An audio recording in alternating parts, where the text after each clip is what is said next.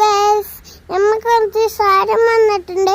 അത് അൺബോക്സിങ് ചെയ്തല്ലോ.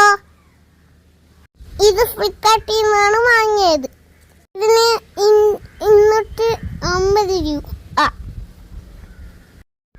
ഇത് നിങ്ങൾ കൂട്ടുകാരെ, നിങ്ങൾ മനസ്സിലായി, ഇത് ഒരു മൊബൈൽ സ്റ്റാൻഡാണ്.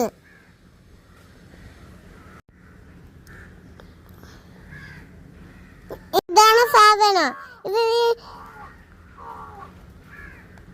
ഇതിന് വണ്ടി ഫിറ്റ് ചെയ്യണം. ഒരുപാട് വീഡിയോകള് ലൈക്ക്